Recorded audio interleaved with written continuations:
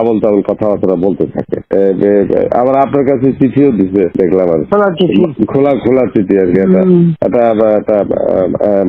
এটা খারাপ আর কি, একটা আর কি। না, খুব উপদেশটা বানাও দিন আমি এক নজর পড়ে ফেলাই দিচ্ছি।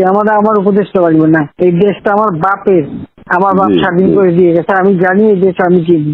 আমি বাংলাদেশের কথা বলার শুট করে আবার আমার উপদেশটা বানাতে চোর একটা। ও বলছে গ্রামীণ ফোনে সব ইনকাম গ্রামীণ ব্যাংকে যাবে, যে টাকা গ্রামীণ ব্যাংক গরিব মানুষের সাহায্য করবে। আর এই কথা করে আমার কাছে ওই গ্রামীণ ফোনের ব্যবসা দিয়ে এই নিউজ একটা টাকা পর্যন্ত গ্রামীণ ব্যাংকে দেয় নাই। আমি 400 কোটি টাকা গ্রামীণ ব্যাংকে দিচ্ছি, 400 কোটি টাকা। ওটা তার অন্যান্য প্রতিষ্ঠানে লাগাচ্ছি। না, তখন গ্রামীণ ব্যাংক ফাইলে বক্সে ঢুকাই দিই। গ্রামীণ ব্যাংক তখন ওই শেষ হয়ে চলে যাচ্ছিল, ওর বদলতে গ্রামীণ ব্যাংক মাঠে বসে গেছিল। ও তো সব ব্যাংকের সব টাকা তো লুচি খেয়ে গেছে। তখন আমি প্রথমে 100 কোটি, তারপর 200 কোটি, তারপর আবার 100 কোটি, এটা 98 সালে দিচ্ছি, চালু রাখছি। তখন এই গ্রামীণ ফোনের ব্যবসা ছিল। এই ব্যবসাটার থেকে যে লাভটা হবে সেই টাকাটা চলে যাবে গ্রামীণ ব্যাংকে, রেগুলার গ্রামীণ ব্যাংকে একটা সোশ্যাল ইনকাম থাকবে।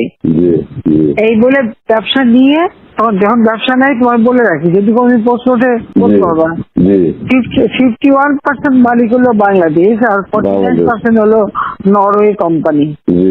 আর এখন যে দেখো সব সে ব্যবসা নরওয়ে কোম্পানির কাছে, তার নিজের কাছে বোধহয় 10 ভাগ বা 15% মতন হয়তো থাকতে পারে, সমস্ত সে বেঁচে খেয়েছে। আর একটা টাকা কোনোদিন গ্রামীণ ব্যাংকে এখান থেকে দেয় নাই। আর আমরা সবচেয়ে বেশি ফ্যাসিলিটি তাকে দিচ্ছিলাম, রেলওয়ে, ফাইবার অপটিক ব্যবহার থেকে শুরু করে সবকিছুতে তাকে এক্সট্রা সুযোগ দেওয়া হয়েছিল। ওইভাবেই তো গ্রামীণ ফোনটা তো অন্যদের থেকে সে সবচেয়ে বেশি সুবিধা পাইছে। চোর একটা রক্ত চুষে খাইছে সব। আমি বলছি যে রক্ত শোষা, গরিবের রক্ত শোষা।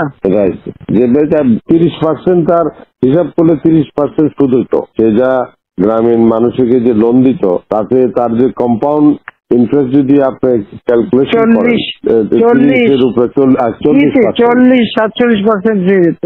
দেখে এমন হয়, তাহলে আর লোকের আর কি থাকবে, ও তো গরিব আরো বেশি করে হয়ে যাবে। তোমরা তো ইতিহাস জানো না, হিলারি ক্লিন্টনে নিয়ে গেছিল যশোরে, তার হাত দিয়ে গ্রামীণ ব্যাংকে ঋণ দেওয়ালো। এরপর সেই লোকগুলি সাধারণ গরিব লোক, হরিজন গ্রুপ, তারা ওই এলাকায় আর থাকতেই পারে নাই, কারণ ওই ইন্টারেস্ট দিতে তারা ফকির হয়ে নিজের যে বাড়িঘর